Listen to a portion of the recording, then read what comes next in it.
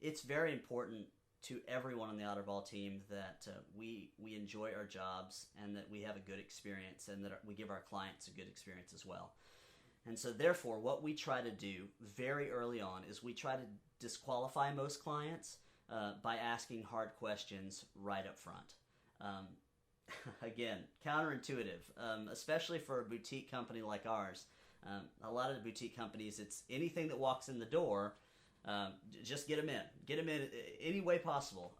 But what we try to talk about very early on, within the first one or two conversations, is budget, timeline, and scope. Talking about money, if they don't have the budget for what we do, that's okay.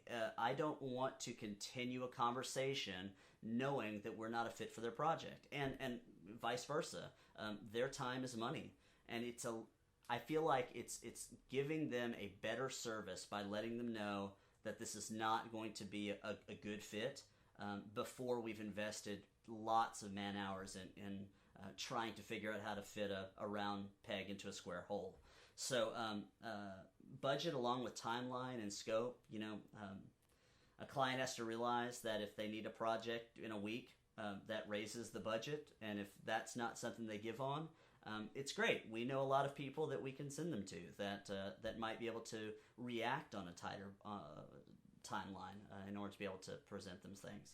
Um, I think that the biggest thing is that we very much realize that we are not a fit for everyone, and we are told that all the time online.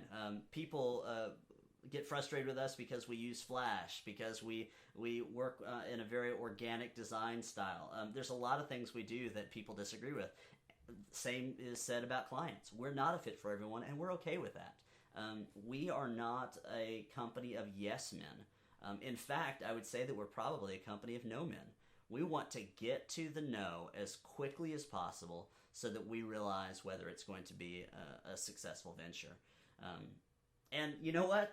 That's not BS. That's not me trying to make us sound like, oh, we really take one for the team and we have the client in mind more than ourselves. Actually, quite the opposite. We realize that if we don't have clients that are going to be profitable and that are going to be successful through the work that we do, we're not going to be in business very long. And so I would say, that 75% of the leads that come in the door, we refer on, and 25% we take and we feel like we do a good job with. We have a lot of people that come in and approach us not knowing really what they want. They think that all website development companies, design development companies, build all websites, and that's just not true. And certainly your audience knows that all too well. There's some great CSS people, HTML5 people.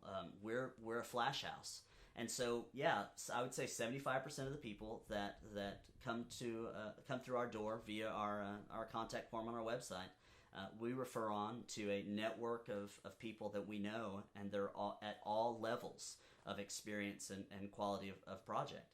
And it's incredibly important to us to be the vehicle that connects clients with the people that they need in order to accomplish the goals that they have set.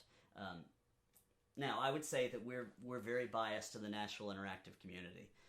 We believe that we want to try to keep as much business here as possible.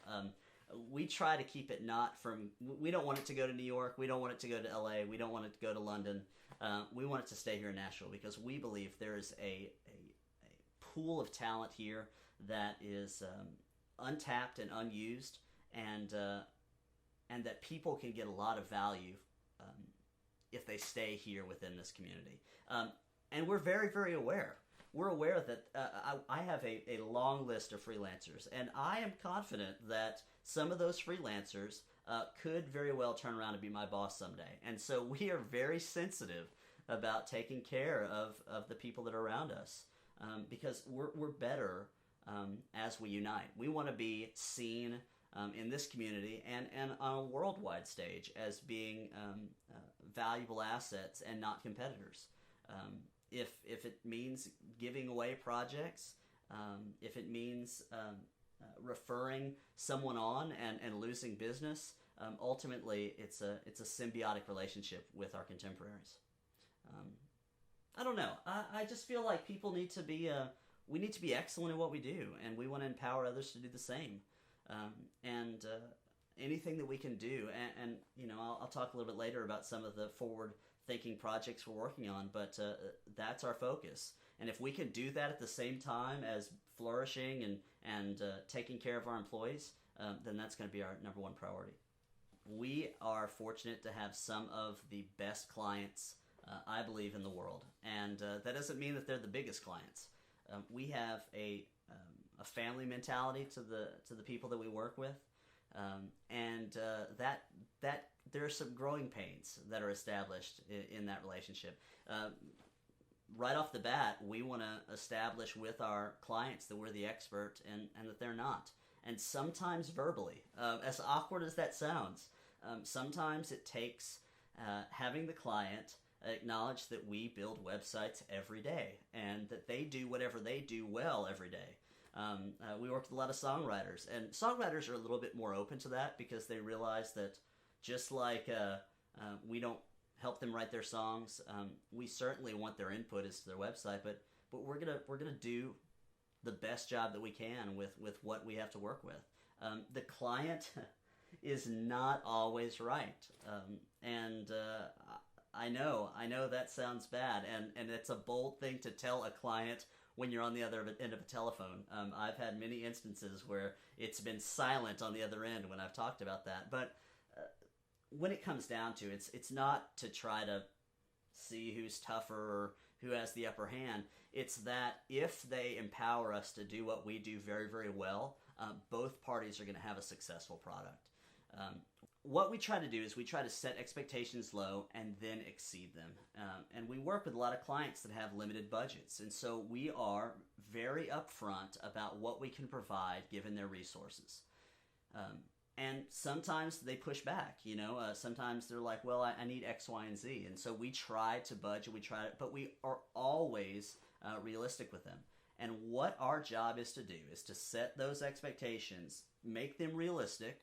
Sometimes that means low, but in the end, we try to go the extra mile to present things in a manner that is going to benefit them, because we've realized that we will not be successful unless our clients are successful. And whatever part we have to play in that, whether that's just world-class design, making sure that their site is flexible, making sure that the user can get to the information they need, ultimately, if that client takes off, if their company is successful and that website is seen by more people, then that means that we're going to be successful as well.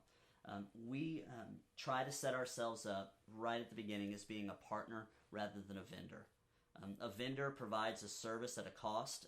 That is not who we want to be. And in fact, if I get even a hint, a smell, a inkling, a red flag of that in the beginning, I know we're not a fit, because we work best when we come alongside people, that we're not subservience. We come alongside people and we help them achieve their goals.